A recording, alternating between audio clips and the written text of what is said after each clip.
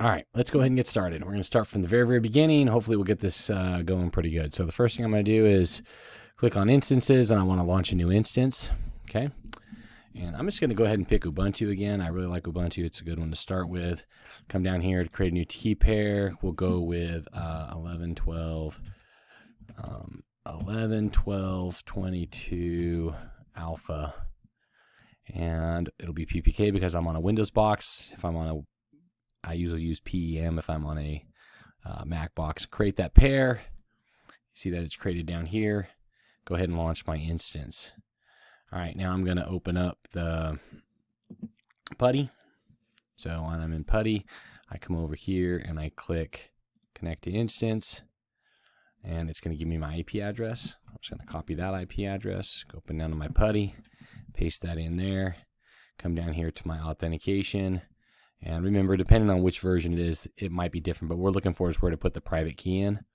So I'm just going to come over here and pick the A, open. And I'm going to wait just a second because if I click open right now, it's going to time out because it was too fast. So if you get this, that just means it hasn't turned all the way on yet and it doesn't know. Okay. So you actually have to do, I'm going to have to do that over again. So let me open it up. I'll paste that in, come over here, select my key. And this time it's been long enough. I should be able to open it up. So I'll get this message here, which says to accept, adds it to the keychain. And then on this screen here, I just type in Ubuntu and it logs me all the way in. And I'm going to go ahead and start my first command, sudo apt-get, and do an update. Just make sure things are updated.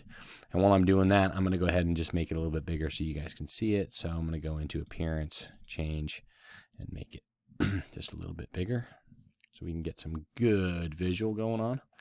All right, I'm going to clear that out. Second command, it should fail because I'm going to do an upgrade. Just make sure everything's upgraded. Says there's some upgrades. We'll just knock that out real quick. All right, the next thing we're going to do is we're going to install a web server. From the web server, the PHP language, which goes on top of the web server, kind of sits on top of the web server. We'll install a MySQL server database, and we'll install like a web interface for that database. So we'll just do all of those things. Okay. And then hopefully we'll change out the index page, and we'll change out, we'll actually create a database and stuff like that and get that working on that. So all good stuff to know for what we're working on right now. So the console, click on instances while we're waiting for the thing to time out. So it still hasn't timed out yet. I'm going to click on the running instance that we have. I'm going to go to the security tab. If this does not look like it's supposed to, you most likely just need to come up here and uncheck that box. Make sure that you're on the new experience. Click on security, come down here to the wizard, edit the inbound rule, and just add HTTP. Okay, that's web. So add HTTP and add all zeros. Click save rule, come back over here, and now when I hit refresh, nothing should happen, which is good because we don't have the actual web server up and running. So we're back on this. I'm not doing anything on this one. Which services should be restarted? Nothing. I'm just going to click OK. And what we want to do is install this as a web server. So I'm going to run 4 commands. I'm going to clear this out. Sudo apt-get install. I'm telling it what to install. I want to install 4 things. So I'm going to make this a little bit bigger so we can put them all here. The first one is Apache2. I'm going to do them in this order too. Okay, then PHP, MySQL server. Well, that's a dash, not an underscore. And PHP my admin. I'm going to put them all in there just like that in that order. Click enter, click yes, and it's going to go through and install all of those. In this screen here, if you don't push the space bar and put that little star right there, this will not work. You have to redo the whole thing, okay? So I'm just going to click enter, make sure that's done. And at this point, it's just installing everything that we just told it to install. It's probably going to get, we'll probably have a couple more little pink screens that will come in and we'll have to do a little bit of configuration. We'll probably need to add a password and stuff like that. So to the database. So let's just wait just for a second. So it's installing all 4 of those pretty big apps.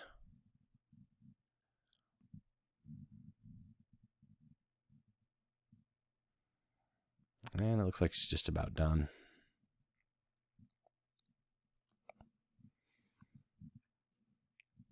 All right, so it says MySQL is running, which means if I come back up here and hit refresh, it's probably restarting the server right now. So yeah, so it's just restarting some services. Right here, this is configuring the PHP MyAdmin. So when I click on that, I'm gonna, yes, I want to configure, add a real easy password because I'm just gonna delete this. So I just added an easy password. And on this one, which service to be restart? Don't worry about that. Click OK. And then if I come back and hit refresh, I should just get your basic website. And then if I go over here and hit PHP MyAdmin, I should just get the login screen. So now I know both of those worked. Okay. Now, the next thing I want to do, let's clear this out. Let's browse to where our folder is, where our stuff is. So let's go cd /. That means go to root, right? So this tilde right here means we're in our home directory. This / means we're in root. We're at the highest level, right? So if I do a pwd, I'm in root. ls tells me all the, like, so if this was the C drive, this would be all the stuff that was right in the C drive. This is the very highest level. Okay. So let's go into var. That's where our web folders are. Notice I did not put a / here on var because I'm already in /. I don't need to go to /. So I'm already in /. So cd var, I hit tab, I go to enter. If I do an ls, there's www. Remember, a while back, there wasn't a www folder here. Without installing Apache 2, that's not already there. So if I go into www and look at what's in there, there's a folder in there called HTML. Again, was not there when I started this up. Apache 2 installed that, okay, or created those two folders. So I'm going to go into HTML and I'm going to look and see what's in there. And there's a folder called a file called index.html. What I want to do now is just remove that. Sudo remove index.html. Notice how fast it goes when I just do tab. So I can type tab. It's the only thing in there, tab, okay? I hit enter, ls, it's gone. It's no longer there. So now I want to make a new one, sudo vim index.php. Okay, so it says, hey, super user do once, open up Notepad, the name of the file will be index.php. Click enter.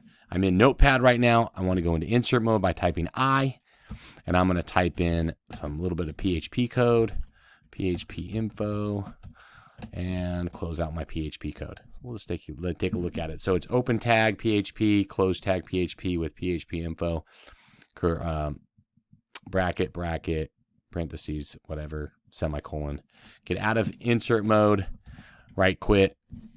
Without this index file here, if I hit the backspace, this page right here will disappear because this is the page I just removed when I did the remove delete. So if I hit refresh right here, it's now going to show me my PHP page.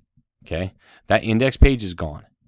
So now I have this PHP page. So that's one thing I want you to do. Now, if I come back over, if I go back to this page, I don't have a username and password for this. So I can't log in. So that's what we want to do now is log into that. So let's clear this out.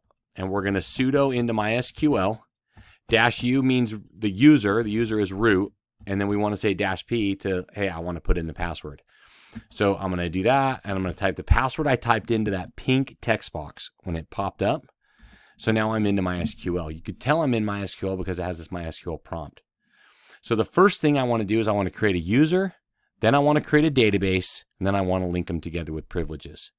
So first thing, create user. So create user Brian at localhost identified by something really easy. I'm going to hit enter. That one's done. No errors. Now I want to create a database. Create database. I'm just going to call it Marshall. Make sure I put a semicolon. Enter. That one's done. Very easy. Now I want to link them together. To link them together, it's grant all privileges. Make sure I spell it right. Privi privileges. All right. On marshall.star means the database to Brian at localhost. Okay. So this one's easy. It says grant all privileges, meaning make this person the admin of this database. So on Marshall all to this person here. Hit enter. It says there's no errors, so we're good. So if I come back over here and I type in Brian and I type in Brian's password and I log in, now notice there's a database.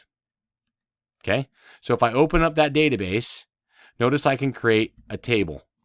Okay, and click go, and the first one is test ID, and the second one could be something like name. And I click save. Now I actually have a table inside my database called Marshall. And that user, which is Brian, has rights to do that. Okay. So that right there is the new thing. So we have Marshall as a database, and Brian is now admin of that. The user Brian is, and they can go in and do things like make a new table, and they can delete a table and stuff like that. They have all privileges. Okay.